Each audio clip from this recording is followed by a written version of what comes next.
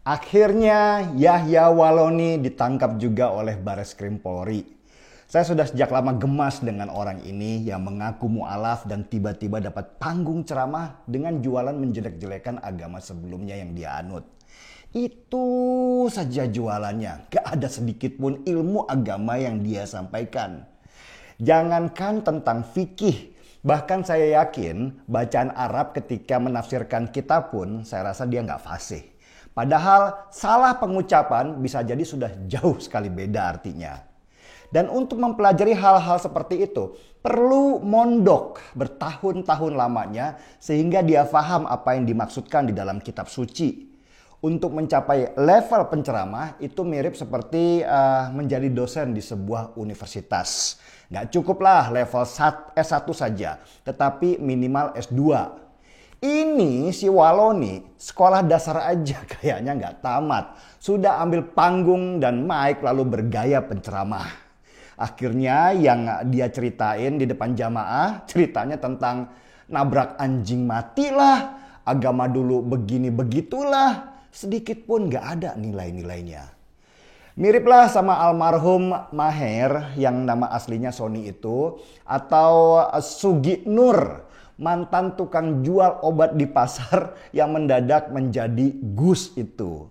Mereka sama-sama nggak punya dasar ilmu agama yang benar, cuma belajar sedikit-sedikit di permukaan. Hafallah beberapa ayat tentang sabar, terus ambil mic dan cerita-cerita tentang masa lalu hidupnya yang kelam sambil memaki-maki orang yang beda pemahaman. Begitulah jualan mereka. Makanya saya tuh malas nyebut mereka ustadz. Saya biasa menyebut mereka itu tukang obat. Karena mereka hanya mengenal agama sebagai sebuah produk untuk jualan. Bukan melihat agama sebagai sebuah nilai, sebagai pedoman supaya orang tidak tersesat. Coba perhatikan. Model-model para sales agama itu punya pola yang sama. Cari duit doang. Ujung-ujungnya jualan. Ada yang cari amplop dari undangan ke undangan. Ada yang cari popularitas lewat saluran media sosial. Ada juga yang akhirnya ngumpulin jemaah banyak. Terus dijadikan reseller madu yang dia jual. Jamaah buat orang-orang seperti Waloni dan Sugi itu hanya dilihat sebagai nilai ekonomi. Kalau jamaahnya ada yang cantik, ya dikawini. Itu aja. Urusannya kalau nggak perut, ya selangkangan. Sedangkan nilai-nilai agama itu urusan belakangan. Dan model yang sama kita lihat dari si Muhammad Kece. Saya awalnya nggak tahu siapa sih Muhammad Kece ini. Sesudah banyak orang ribut karena dinilai dia menghina agama. Dan sesudah saya selidiki, ternyata dia hanya orang biasa yang pindah agama dari Islam ke Kristen. Dia bukan ustadz, apalagi ulama. Terus dia buka saluran YouTube dengan fokus membedah agama Islam yang dulu dia anut. Kocak kan? Dulu di Islam gak ngerti tentang agama Islam. Sekarang pindah agama jadi orang yang seolah-olah mengerti tentang Islam. Saya curiga, ini pasti ada faktor duitnya juga nih. Hei, benar aja. Di akhir video YouTube-nya dia buka donasi yang dia namakan taburan kasih. Orang diminta untuk transfer taburan kasih itu dalam bentuk rupiah ke rekening BCA-nya. Oh ala Kece, ini urusan duit toh. Si Kece yang wajahnya agak kurang kece ini sengaja menjaring umat Kristen yang emosional, yang pengetahuannya juga dangkal sebagai jemaahnya. Dia mencari simpati dengan memanfaatkan kebencian sebagai pemasukan. Dan baru saya tahu nama aslinya Muhammad Kosman. Dan itu tertera di rekening BCA yang dia sebarkan. Menjaring para penghina agama ini memang gampang-gampang susah. Gampang karena buktinya jelas tertera. Dan susah karena ini menyangkut keyakinan. Keyakinan setiap orang itu berbeda. Ada ya yang yakin kalau bumi itu datar. Dan banyak juga yang enggak. Kalau seseorang kemudian menjelek-jelekan bumi datar, itu bisa jadi penghinaan dan bisa juga bukan. Lah wong itu semua dari sudut pandang seseorang. Ada yang menilai keyakinan bumi datar itu jelek. Tetapi karena terus dijelekan, akhirnya yang meyakini bumi datar menganggap itu sebagai penghinaan.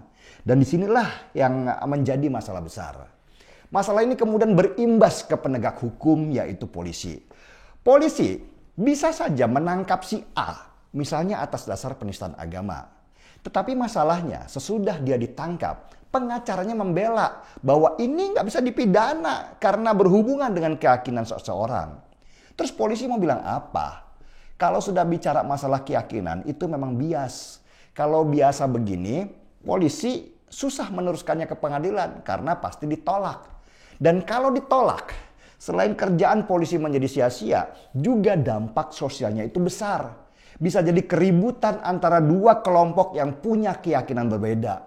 Coba, bagaimana mengukur kebenaran ketika yang satu melihat angka 6 sebagai 6 dan satunya lagi melihat angka 6 sebagai angka 9 ketika mereka berdua ada di dua sudut pandang yang berbeda. Karena itulah untuk masalah penghinaan agama ini dipakai model delik aduan. Yang merasa agamanya dihina, silahkan lapor. Nanti polisi akan melakukan proses pencarian bukti. Benarkah telah terjadi penghinaan? Tolak ukur lain adalah potensi kerusuhan. Apakah penghinaan itu bisa menimbulkan ketegangan dan kerusuhan antara yang beda keyakinan? Kalau ada potensi itu, polisi pasti bertindak cepat mencegah kerusuhan besar. Salah satu caranya adalah dengan menangkap si penghina. Karena itu, kalau permasalahan ini berbentuk penghinaan agama, polisi biasanya agak gamang.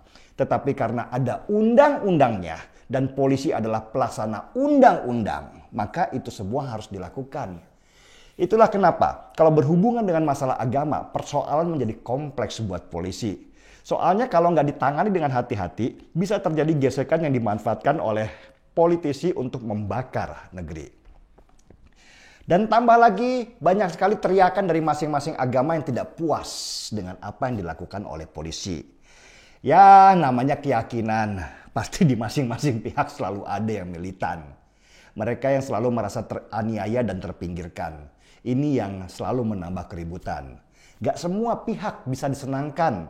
Semua orang bicara keras dan ingin keinginannya cepat untuk diwujudkan.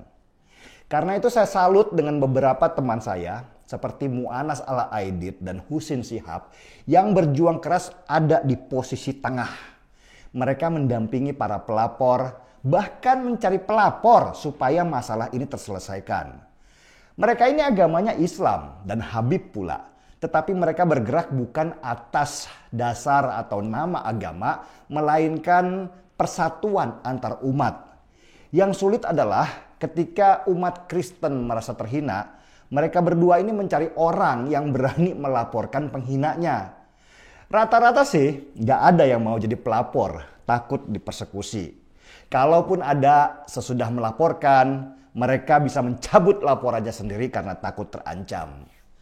Mu'anas Al-Aidid dan Husin Shihab, teman saya ini sudah sejak lama mengawal kasus ini secara hukum. Sebagai pengacara, mereka menggratiskan jasa mereka atau istilahnya pro bono.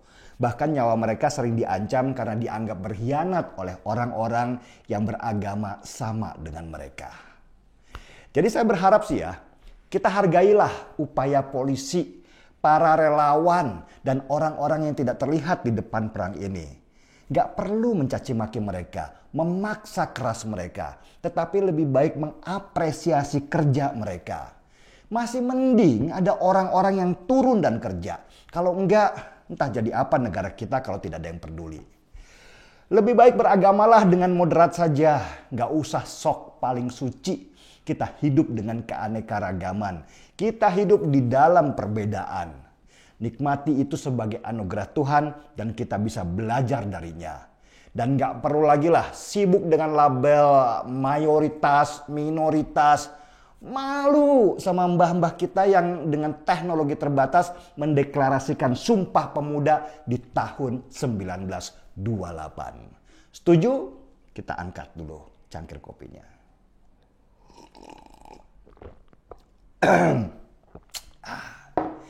Kita doakan ya, Yahya Waloni dan Muhammad Kece satu sel nanti dan mereka berdebat tentang agama yang mereka yakini. Yang kalah debat, taruhannya pindah agama aja lagi. Markipi, mari kita ngopi. Saya Denny Siregar, kita di acara Tanya.